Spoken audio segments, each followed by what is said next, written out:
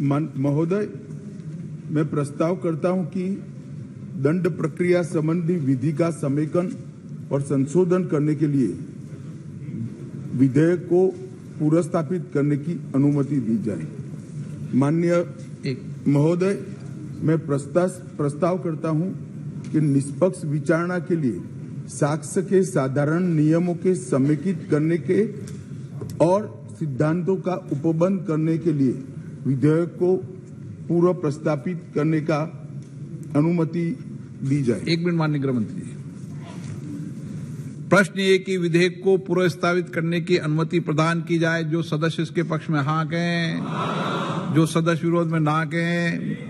मेरे विचार में निर्णय हाँ वालों के पक्ष में, हाँ वालों के पक्ष में। माननीय मंत्री द्वारा विधेयक को पूर्व स्थापित किया। अध्यक्ष महोदय, जिस प्रकार से 12B सारे सांसदों को निलंबन कर रहे हैं, महोदय, इसके कारण मैं प्रस्ताव करता हूं कि अपराधों और शास्तियों से संबंधित उपबंधों का समेकन और संशोधन तथा उससे संबंध या उससे आनुषंगिक विषयों को उपबंध करने के लिए विधेयक को पुनर्स्थापित करने की अनुमति दी जाए।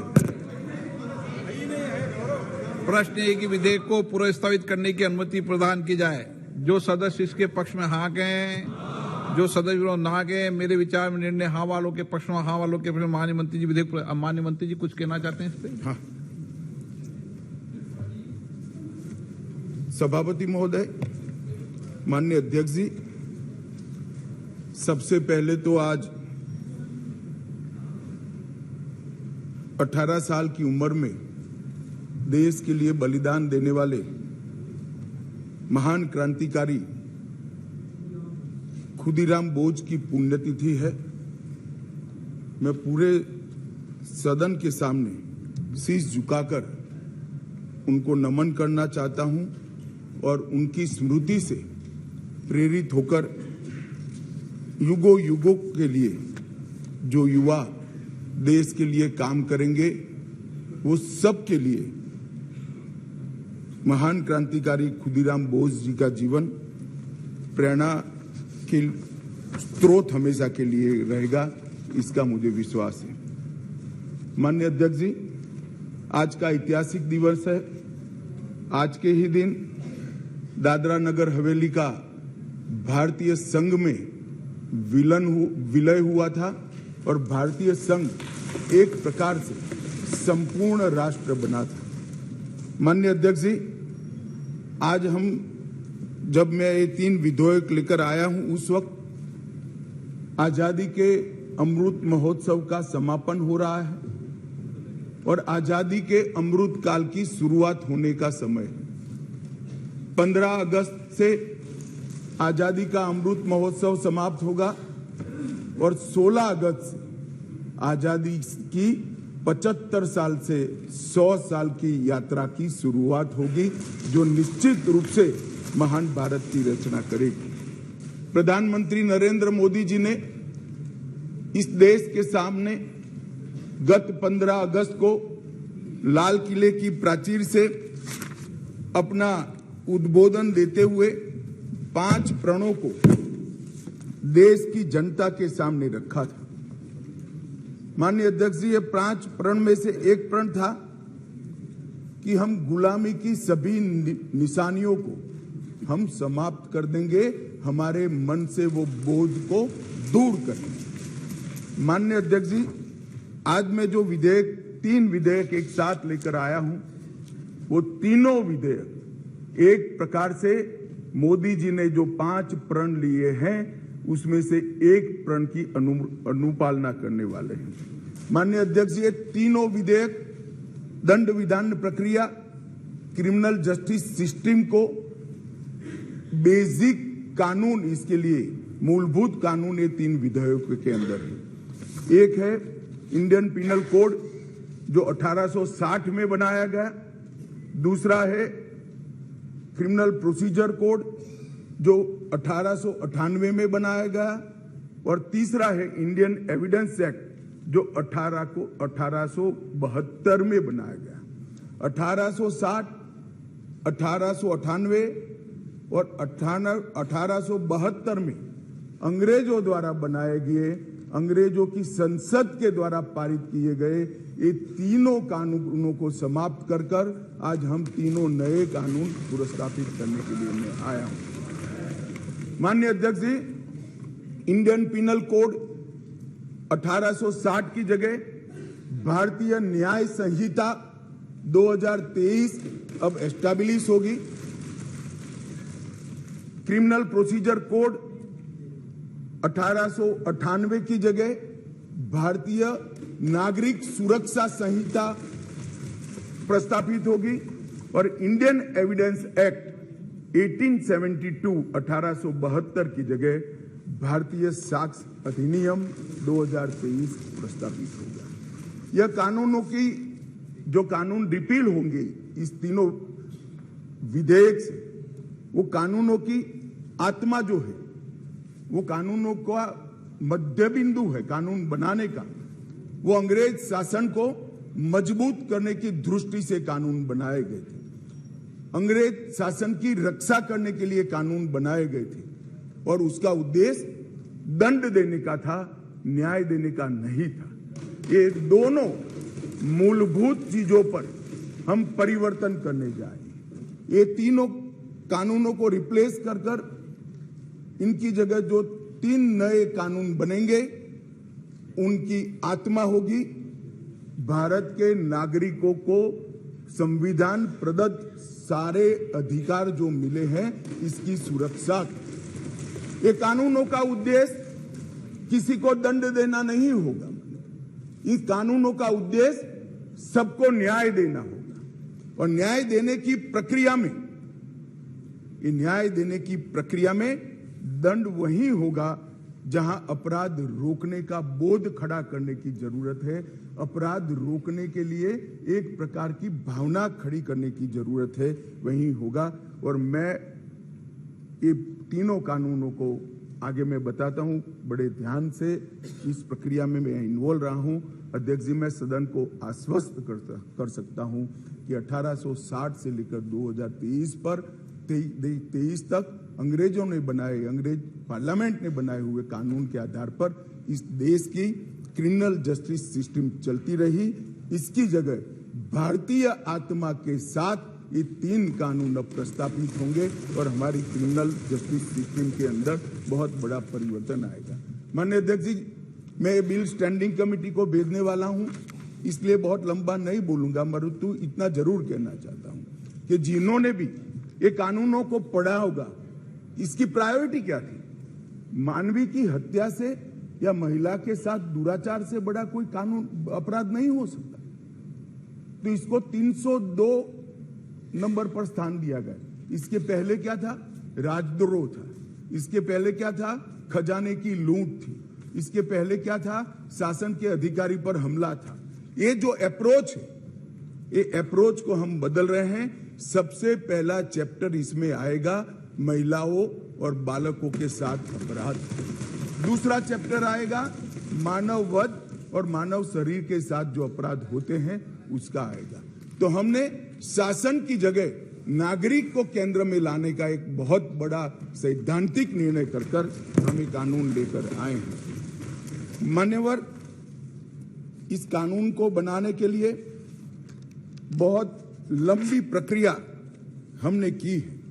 मोदी जी ने 2019 में ही हम सबका मार्गदर्शन किया था कि अंग्रेजों ने बनाए हुए जितने भी कानून जिस विभाग में है, सभी कानून पर पर्याप्त चर्चा विचारणा और सोच विचार कर इसको आज के समय के अनुरूप और भारतीय समाज के हित में बनाना चाहिए। वहीं से ये प्रक्रिया माननीय अध्यक्ष जी चालू हुई।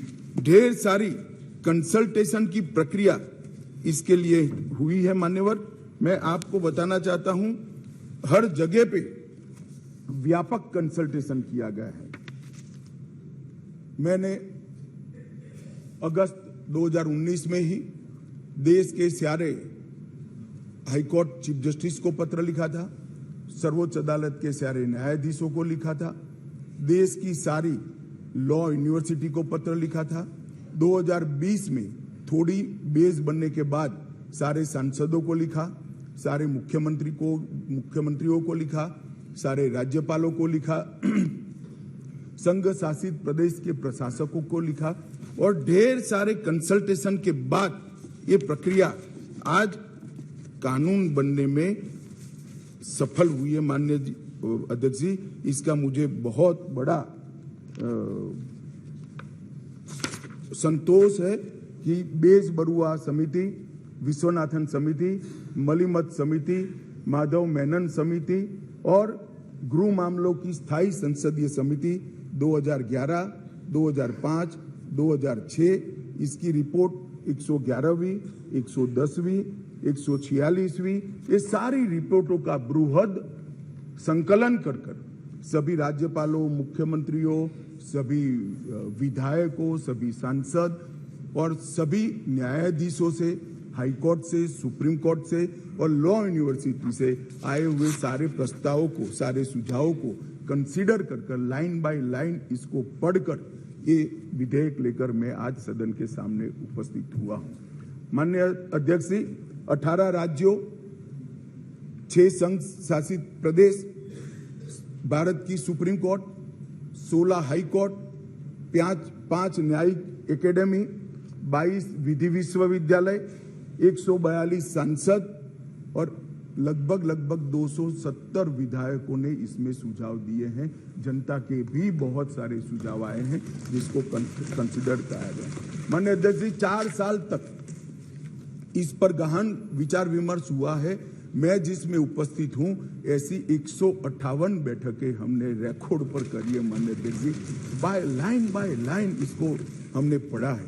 मान्यवर, भारतीय नागरिक सुरक्षा संहिता जो सीआरपीसी को रिप्लेस करेगी, इसमें अब 533 धाराएं बचेगी, 160 धाराओं को बदल दिया गया है, 9 धाराएं नई जोड़ी गई है और 9 धाराओं को निरस्त किया गया है। भारतीय न्याय संहिता जो आईपीसी को रिप्लेस करेगी, इसमें अब पहले 511 धाराएं थी, इसकी जगह 356 धाराएं होगी, 175 धाराओं में बदलाव हुआ है, 8 नई धाराएं जोड़ी गई है और 22 धाराएं निरस्त कर दी गई है। भारतीय साक्ष्य अधिनियम जो एविडेंस एक्ट को रिप्लेस करेगा, इसमें 170 धाराएं होगी, पहले 167 थी, 23 धाराओं में बदलाव किया है, 1 धारा नई जोड़ी गई है और 5 धाराएं निरस्त की है। मान्यवर, मैं सदन को बताना चाहता हूं, ये तीनों कानूनों में गुलामियों की निशानी से भरे हुए कानून। सबसे पहले तो इसको ब्रिटेन की पार्लियामेंट ने पारित किया था, हमने अडॉप्ट किया था, यहीं से शुरुआत होती। परंतु इसके अलावा आज भी जो कानून आज इससे निरस्त होंगे, जब सदन पारित करेगा तब वो कानूनों के अंदर कुछ शब्द थे मैं जरूर कहना चाहता हूं, जिससे हमें मालूम पड़ेगा कि 75 साल तक हम किस कानूनों के आधार पर क्रिमिनल जस्टिस सिस्टम को चलाए हैं। पार्लियामेंट ऑफ यूनाइटेड किंगडम का जिक्र है, प्रोविंशियल एक्ट का जिक्र है, notification by the crown representative का जिक्र है, लंदन गैजेट का जिक्र है, ज्यूरी और बैरिस्टर का जिक्र है जो हमारे यहाँ कब के चले गए, लाहौर गवर्नमेंट का जिक्र है, कॉमनवेल्थ के प्रस्तावों का जिक्र है, United kingdom of great Britain and Ireland parliament का जिक्र है, हर मेजेस्टी और बाय द प्रिवी काउंसिल, ऐसे हर जगह रेफरेंस दिए हुए हैं। Copies and extracts content in the London gadget, इसके आधार पर एक कानून को बनाया गया है। Possession of the British crown, इसका भी जिक्र आज भी है। Court of justice in England, इसका भी जिक्र 33 से ज्यादा जगहों पे है। हर मैजेस्टी डोमिनियंस का इस अधिनियम के अंदर ढेर सारे जिक्र है। टोटल 475 जगह ये गुलामी की निशानियों को समाप्त कर आज हमने नया कानून मान्यवर लेकर आए। माननीय अध्यक्ष जी, इस कानून से हमने नए युग को जोड़ने का भी प्रयास किया है। हमारी क्रिमिनल जस्टिस सिस्टम में बहुत समय लगता है। कानून में कोई कानून की अदालत में जाए तो न्याय इतनी देर से मिलता है कि न्याय का कोई मतलब ही नहीं। लोगों की श्रद्धा उठ गई है, कोर्ट में जाने से डर है। मैं गुजरात का कानून मंत्री भी रहा हूं, विधि मंत्री भी रहा हूं। कई लोगों ने मुझे कहा था कि साहब पनिशमेंट की कोई जरूरत ही नहीं। मैंने बोला क्यों? कि कोर्ट में जाना इटसेल्फ पनिशमेंट है। इस प्रकार की मानसिकता लोगों के दिमाग में करके हमने इसीलिए आधुनिक से आधुनिक तकनीक को इसके अंदर समाहित करने का निर्णय किया है। माननीय अध्यक्ष जी, दस्तावेजों की परिभाषा का विस्तार कर इलेक्ट्रॉनिक या digital record, email, server longs, computer, smartphone, laptop, SMS, website, locational साक्ष्य, डिवाइस पर उपलब्ध मेल और मैसेजेस, ये सभी को कानूनी वैधता देता है, जिससे अदालतों के अंदर जो कागजों के ढेर लगते हैं, अंबार लगते हैं, वो समाप्त हो जाएंगे। एफआईआर से केस डायरी और केस डायरी से चार्जशीट और चार्जशीट से जजमेंट तक की सारी प्रक्रिया को डिजिटलाइज करने का प्रावधान इस कानून के अंदर मैं लेकर आया हूं। अदालत की सभी कार्यवाही को टेक्नोलॉजी के माध्यम से करने के लिए हम करते हैं। अभी आरोपी की पेशी ही सिर्फ वीडियो कॉन्फ्रेंस से हो सकती है, अब संपूर्ण ट्रायल क्रॉस सहित की वो वीडियो कॉन्फ्रेंस से होगी। शिकायतकर्ता और गवाहों का परीक्षण भी होगा। जांच पड़ताल और मुकदमे में साक्ष्यों का रिकॉर्डिंग जो करना है वो भी होगा, और उच्च न्यायालय के मुकदमे और सभी अपीलीय कार्यवाही भी डिजिटली संभव होगी।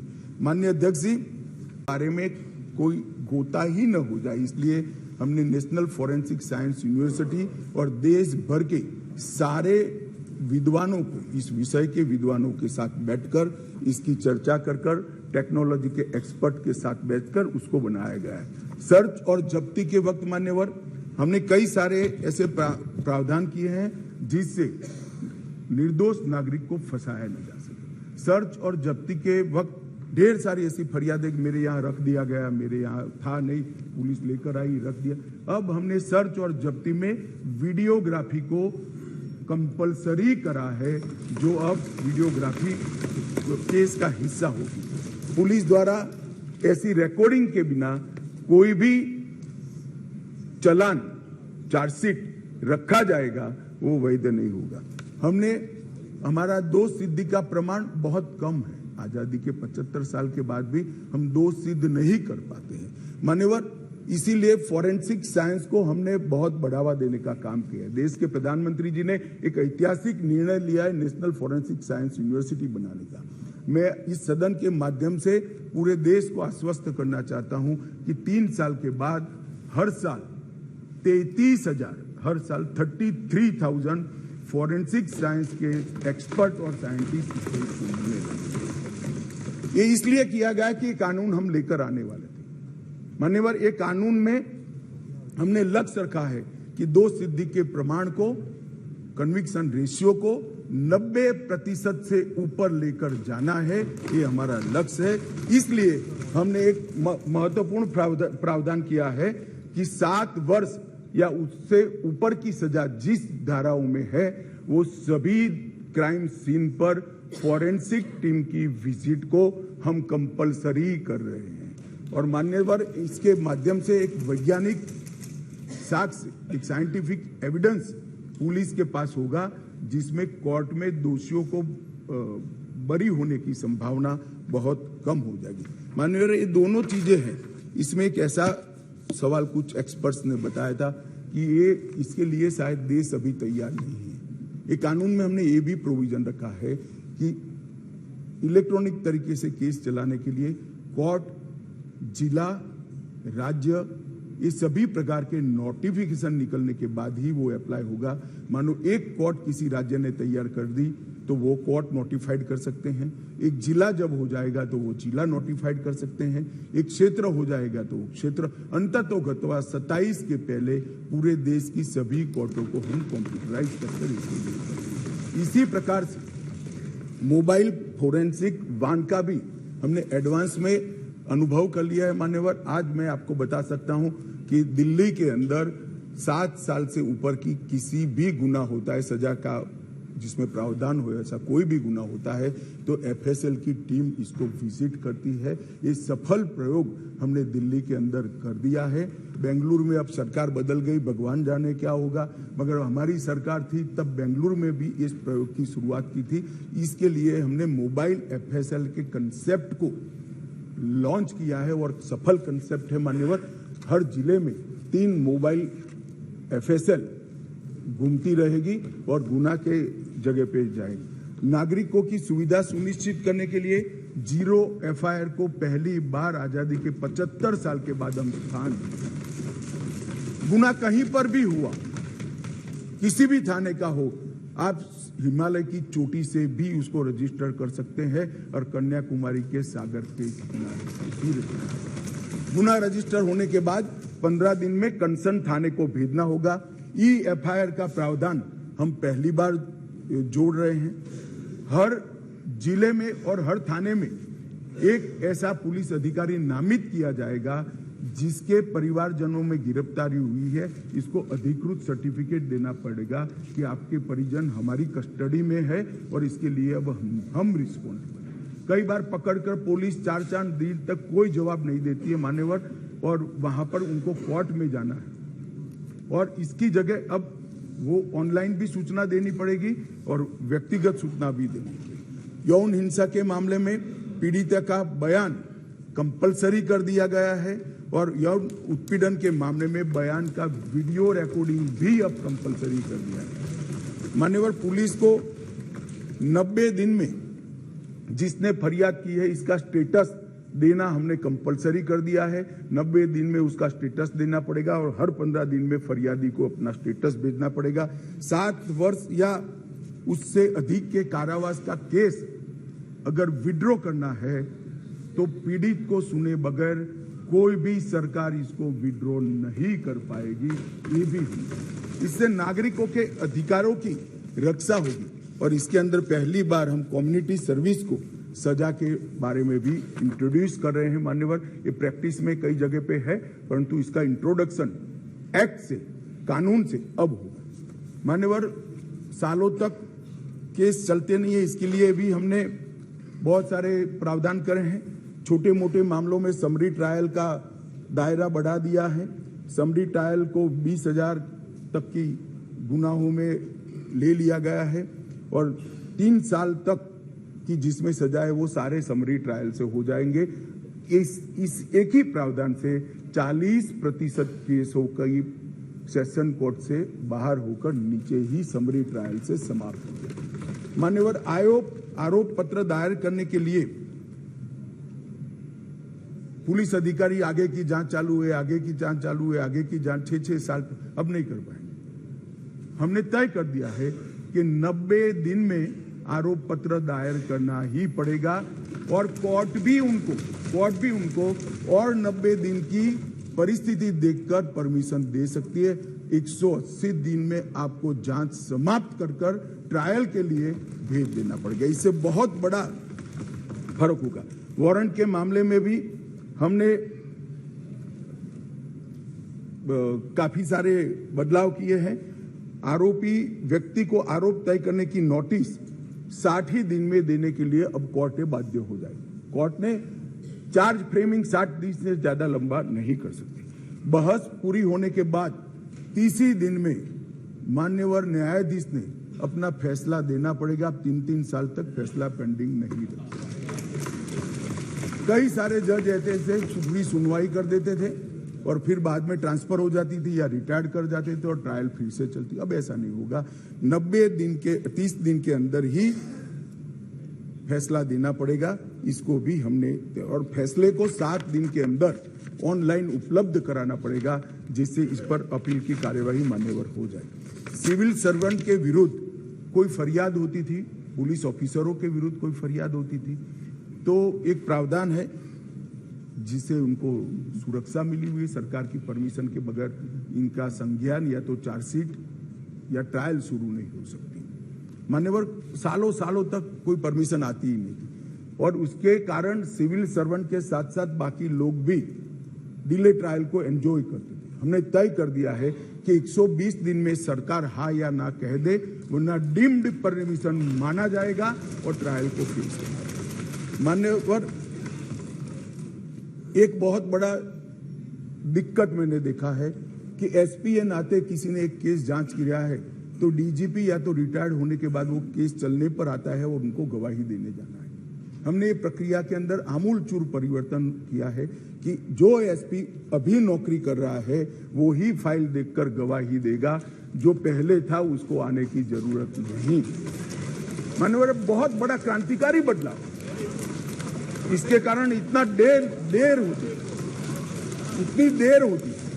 आज हमने बारीकी से ट्रायल किस चीज के कारण लेट होती है इसका अभ्यास किया है। सबसे ज्यादा डेट अगर लगे तो यही कि भैया वो तो डीजीपी हो गए, डीजीपी साहब को समय नहीं होगा, तहसील में कैसे आएंगे, जब उनकी विजिट है तो 1.5 साल तक गवाही नहीं होती।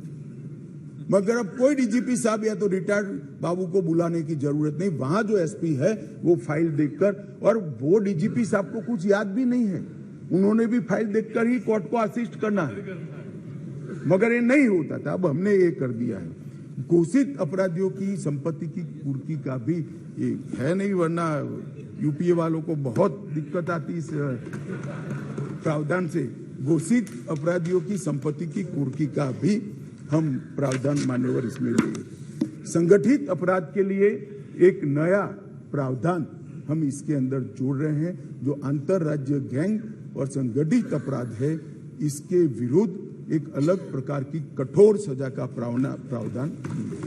महिलाओं के प्रति अपराध और सामाजिक समस्याओं के निपटान के लिए भी हमने ढेर सारे किए हैं। शादी, रोजगार, पदोन्नति के झूठे वादे और गलत पहचान प्रकट कर जो यौन संबंध बनाते थे, उसको अपराध की श्रेणी में पहली बार नरेंद्र मोदी सरकार लाए। गैंग रेप के सभी मामलों में 20 साल की सजा या आजीवन कारावास का प्रावधान किया है, जो आज नहीं है।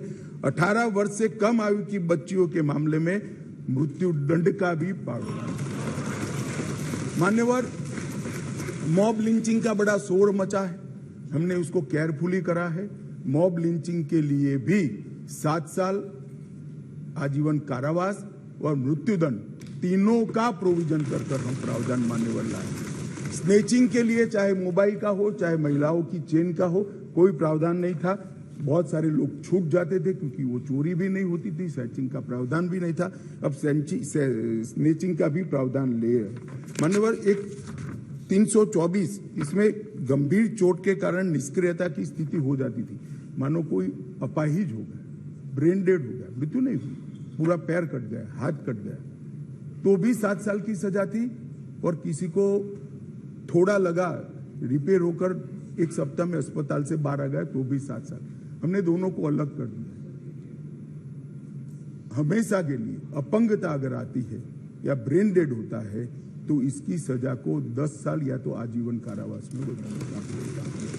बच्चों द्वारा अपराध करने वाले व्यक्ति के लिए, बच्चों के साथ अपराध करने वाले व्यक्ति के लिए सजा को बढ़ाया गया है, 7 से 10 साल किया गया है। पहले जुर्माना काफी कम था, अनेक प्रोविजन में जुर्माने को बढ़ाने का भी काम किया है। मान्यवर,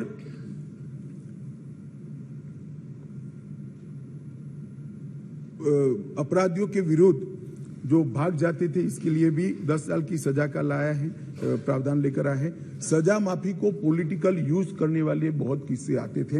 अब हमने कह दिया है कि अगर किसी को सजा माफ करनी है तो मृत्यु की सजा को आजीवन कारावास में बदल सकते हैं। आजीवन कारावास की सजा को 7 साल तक ही माफ कर सकते हैं। 7 साल के कारावास को 3 साल तक ही माफ कर सकते हैं। किसी भी गुनहगार को, अभी बिहार में कुछ मामले आए हैं सामने, इसी प्रकार से राजनीतिक रसूख वाले लोगों को छोड़ा नहीं जाएगा, उनको भी सजा मिलेगी। इसका भी प्रावधान मान्यवर हम लेकर आए हैं। मान्यवर, राजद्रोह पर ये अंग्रेजों ने अपने शासन को बचाने के लिए एक कानून बना था। मैं इस सदन को कहना चाहता हूं, एक ऐतिहासिक निर्णय इस सरकार ने किया है। राजद्रोह को कंप्लीटली हम रिपील कर रहे हैं, कंप्लीटली। यहां लोकतंत्र है, सबको बोलने का अधिकार है, राजद्रोह को हम कंप्लीटली रिपील करें मान्यवर। और इस कानून में इसके साथ साथ अलगाव, सशस्त्र विद्रोह, विध्वंसक गतिविधियां, अलगाववाद, भारत की संप्रभुता, एकता को, अखंडता को चैलेंज करना, ये सब को कानून के अंदर किसी न किसी दाएं बाएं तोड़ मरोड़ कर जोड़ते थे। इसका कोई स्पेशल प्रोविजन नहीं था, टेररिज्म की व्याख्या ही नहीं थी। पहली बार अब इसकी व्याख्या हो रही है और जुड़ी संपत्ति को कुर्क करने का अधिकार भी है। मान्यवर, जांच करने वाले पुलिस अधिकारी के संज्ञान पर कोर्ट इस पर ऑर्डर करेगा। कुर्की का ऑर्डर पुलिस अधिकारी नहीं कर पाएंगे, निर्णय नहीं कर पाएंगे, कोर्ट में सुनवाई के बाद होगा। मान्यवर, एक बहुत बड़ा ऐतिहासिक फैसला हमने किया है, अनुपस्थिति में ट्रायल। कई सारे केसों में दाऊद इब्राहिम वांटेड हैं, चले गए, देश छोड़कर भाग गए, आज उन पर ट्रायल नहीं होती। हमने तय किया है कि सेशन कोर्ट के जज ड्यू प्रोसीजर के बाद जिसको भगोड़ा घोषित करेंगे उसकी अनुपस्थिति में ट्रायल होगी और उनको सजा भी सुनाई। दुनिया में वो कहीं पर भी छिपके सजा सुनाई जाए। मान्यवर, इससे बहुत बड़ा फर्क पड़ने वाला है और वो सजा के खिलाफ अपील करना है तो न्याय की शरण में आए, अपने आप को भारतीय कानूनों के शरण में, भारतीय कानूनों की शरण में लाएं और अदालत के सामने जाए तो हाईकोर्ट में चैलेंज करें। मान्यवर, मैं सार्वजनिक जीवन में बहुत बचपन से हूं, राज्य का गृह मंत्री भी रहा हूं। मैंने बहुत सारे थाने विजिट किए, बहुत सारे सदस्य भी थाने में गए होंगे। आप देखे होगा टूटी फूटी साइकिल, टूटी फूटी गाड़ी, टूटी फूटी ऑटो सालों तक पड़ी, सबने देखा। वो इसलिए पड़ा है कि कानून में प्रोविजन है कि केस के निपटारे तक इसको संभाल पर रखना। हमने प्रोविजन कर दिया है इसकी वीडियोग्राफी करना, वीडियोग्राफी की सर्टिफाइड कॉपी कोर्ट में जमा कराना और फिर इसका निपटारा आप कर सकते हो।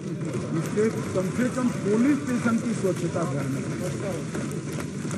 मान्यवर, इस प्रकार के, मैंने तो अभी थोड़ा बताया, इस प्रकार के ढेर सारे बदलाव इस कानून के अंदर हम लेकर आए हैं। टोटल 313 बदलाव है मान्यवर, और मैं इतना कह सकता हूं कि हमारी न्यायिक दंड प्रक्रिया, क्रिमिनल जस्टिस सिस्टम के अंदर आमूलचूल परिवर्तन होगा और सबको ज्यादा से ज्यादा 3 साल के अंदर न्याय होगा। मान्यवर, इसमें पुलिस अधिकारियों को भी जवाबदेह किया है, वकीलों को भी जवाबदेह किया है और न्याय करने वाले के लिए भी मर्यादाएं रखी। इसमें महिलाओं का और बच्चों का विशेष ध्यान दिया गया है। अपराधियों को सजा हो इसकी चिंता की गई है और पुलिस अपने अधिकारों का दुरुपयोग न कर पाए, ऐसा भी। इसके अंदर राजद्रोह जैसे कानूनों को एक और हम निरस्त कर रहे हैं तो दूसरी ओर धोखा देकर महिला का शोषण करने वाले और मॉब लिंचिंग जैसे जघन्य अपराध करने वालों को दंडित करने का भी एक और हमने राजद्रोह को रिपील किया है, दूसरी ओर संगठित अपराध और टेररिज्म पर नकेल कसने का काम भी हमने किया है। मान्यवर, मैं मानता हूं कि तीनों संहिता अपने आप में संपूर्ण है, परिपूर्ण है, परंतु 1807, 1828, 88 और 1878 से कानून प्रचलन में कोई भी व्यक्ति, कोई भी डिपार्टमेंट या कोई भी व्यक्तियों का समूह इसको कंप्लीट नहीं कर सकता। इसलिए मैंने निर्णय किया है मान्यवर कि इस कानून को मैं स्टैंडिंग कमेटी को, गृह विभाग की स्टैंडिंग कमेटी को देना चाहता हूं, जिससे पक्ष विपक्ष सभी संसद सभ्य इस पर अपना, काफी संसद सभ्यों ने दिया है, परंतु इस पर काफी अच्छी सोच विचार हो। इस पर बार काउंसिल भी चर्चा करे, बार एसोसिएशन भी चर्चा करे, कुछ रिटायर्ड न्यायिक अधिकारी भी चिंता करें और हम लॉ कमीशन को भी भेजेंगे, लॉ कमीशन भी अपनी टिप्पणियां दे। तो कुल मिलाकर ये सब आने के बाद ये विधेयक को उचित परिवर्तन करने के बाद मैं फिर से इस सदन के लिए आऊंगा। मैं आपको अनुरोध करता हूं माननीय स्पीकर महोदय कि मैं विधेयक को पुरस्तापित करता हूं और माननीय स्पीकर महोदय में ये भी अनुरोध करता हूं कि विधेयक को जांच हेतु विभाग संबंधी, गृह कार्य संबंधी संसदीय स्थायी समिति को